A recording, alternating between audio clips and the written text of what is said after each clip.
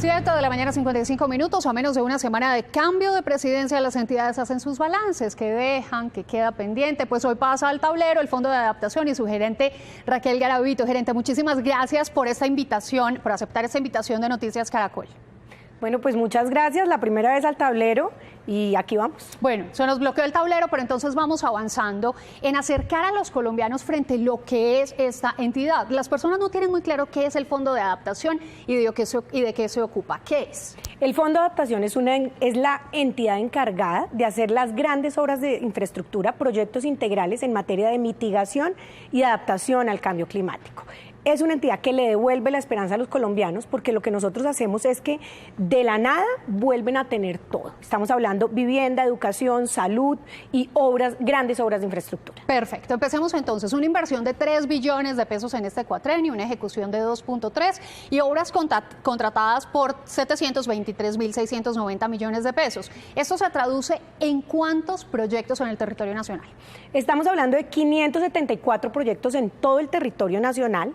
Y la forma de hacerlo era que nosotros teníamos una premisa muy clara, que era ejecutar, finalizar y entregar. Encontramos, digamos, algunas cosas que no estaban a punto y lo que hicimos fue llevarlas a esa ejecución. Sí. 3 billones de pesos en todo el territorio, 2.3 en ejecución, y eso significa que nosotros logramos llegar a los 32 departamentos del país. ¿Cuántas personas beneficiadas? Estamos hablando de 5 millones de beneficiarios de manera directa e indirecta.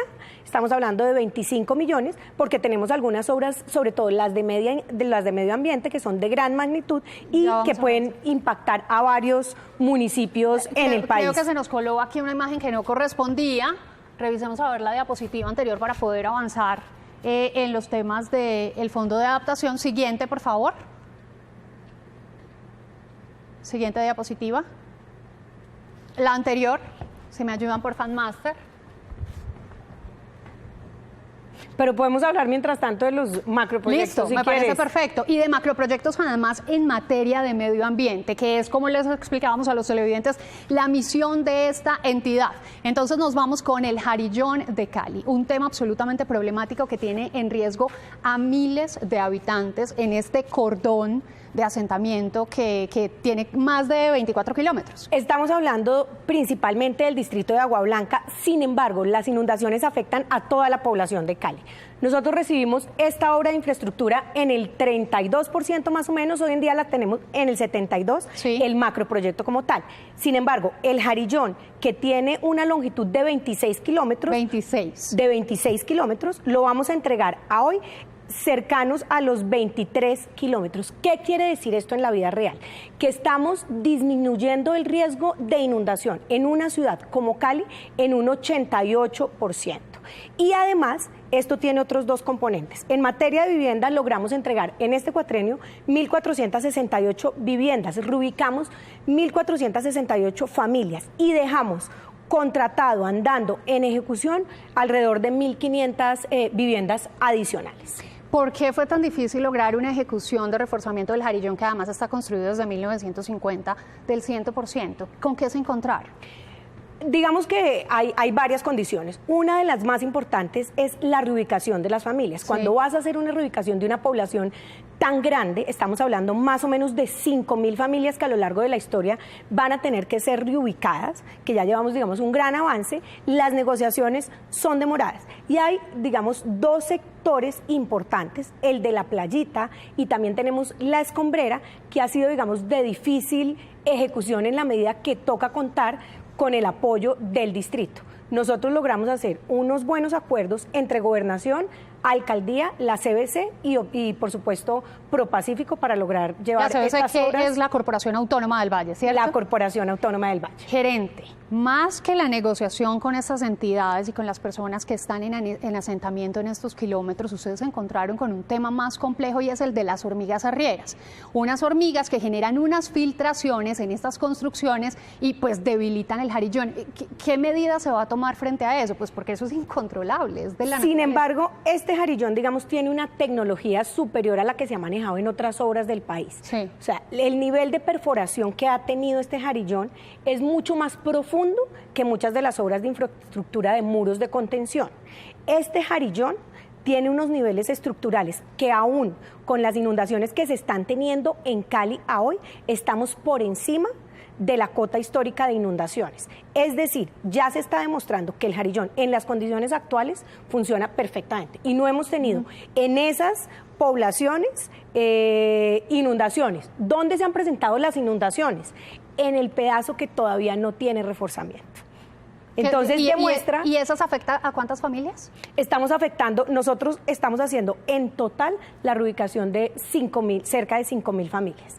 Pero en este gobierno ya entregamos 1.468 y dejamos andando 1.500 adicionales. Pasemos a otro megaproyecto, el Canal del Dique, que ha sido almendra de discusión en los últimos días en esta transición de mando.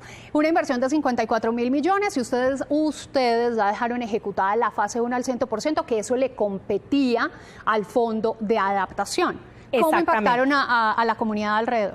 Nosotros lo que hicimos fue hacer la protección mediante 52 kilómetros lineales de protección en 4 municipios, 2 del Atlántico y 2 de Bolívar. Y lo que hicimos además fue todo el acompañamiento en los proyectos económicos de restablecimiento de estas familias. ¿Qué corresponde ahora? La fase 2, que es una fase que no la hacemos nosotros en el Fondo de Adaptación, nosotros hacemos el acompañamiento técnico a la ANI y la ANI, digamos, es la que tiene a cargo esta segunda fase de la construcción del Canal del Dique. Gerente, hace 2 semanas estaban inundados.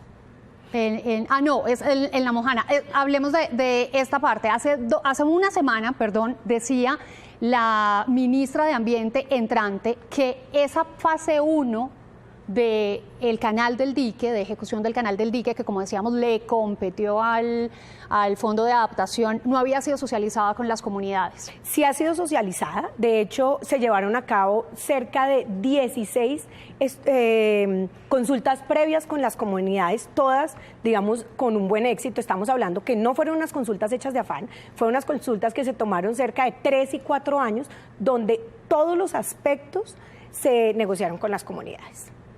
Y frente a esos contratos amarrados que está diciendo el gobierno entrante que quedaron del Canal del Dique. Pues para mí es muy difícil decir que hay unos contratos amarrados, apenas está haciendo una licitación y digamos que está a cargo de la ANI, pero pues yo como funcionaria de este gobierno puedo decir que mis compañeros del gobierno han hecho una labor sumamente transparente, digamos, en estos procesos. Dicen que la licitación tiene que pararse.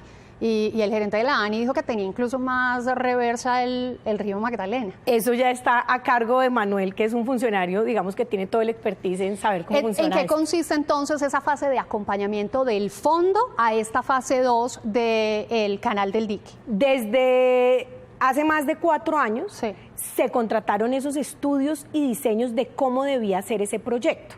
Entonces, para poder sacar esa licitación, se necesitaban unos estudios y diseños. Nosotros hicimos unos acompañamientos a la ANI para que técnicamente se pudiera sacar esa licitación, porque esa es la función del Fondo de Adaptación, hacer, digamos, tanto las partes técnicas como la ejecución de algunos de los macroproyectos en el país. Otro macroproyecto, La Mojana, un tema también tristísimo. Hace 2 semanas, decía yo, veíamos inundados todos los cultivos. Ahí estamos viendo las imágenes. La Mojana es una región del país que es anfibia. ¿Qué significa esto? Que tenemos unas grandes épocas de lluvia y unas grandes épocas de sequía. Y La Mojana la tenemos que dividir, digamos, en 2 fases. Nosotros, por medio del Fondo de Adaptación, hemos invertido cerca de 1 billón de pesos en obras de importancia vital para las comunidades. Es decir, colegios, hospitales, vías, viviendas. ¿Qué se necesita ahora?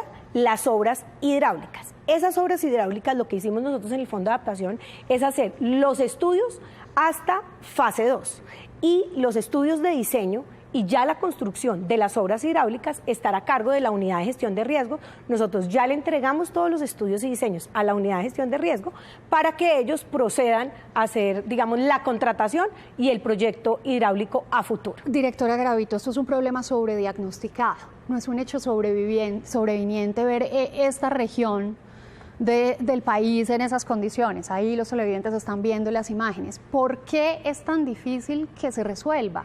¿Usted qué diagnosticó? ¿Con qué se encontró? La extensión de tierra es sumamente grande. La extensión de tierra es sumamente grande y tenemos dos ríos con unos afluentes de agua muy altos, que son el río San Jorge y el río Cauca. Y tenemos las poblaciones muy dispersas. Sin embargo, nosotros ¿qué hicimos? Lo que hicimos fue sacar las poblaciones de mayor densidad poblacional, que son San Marcos y Magangué, y sobre estos ya se están adelantando los estudios y diseños para la construcción de los muros de contención de esas dos poblaciones, que genera más o menos la protección al 80% de la población que hay en la Mojana.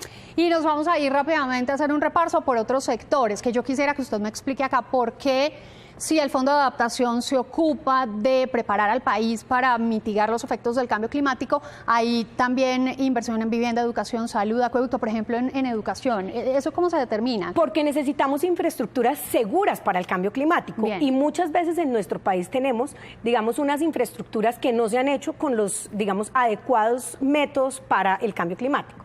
En materia de vivienda logramos entregar en todo el territorio nacional, en 211 municipios, 11.381 viviendas. Estamos hablando viviendas desde el Amazonas hasta la Guajira. Pero viviendas que cumplen ¿con qué condiciones? Estamos hablando de las condiciones adecuadas a cada una de las regiones del país. Por ejemplo, si estamos hablando del Amazonas, son viviendas palafíticas para las inundaciones, Entiendo. viviendas que cuentan con cruces de aire, que son absolutamente seguras para los efectos del cambio climático. En educación. En educación entregamos megacolegios en el territorio nacional, estamos hablando 14 departamentos, 102 sedes educativas, que lo que hacen es ampliar la cobertura de 19.335 niños y jóvenes en todo el país.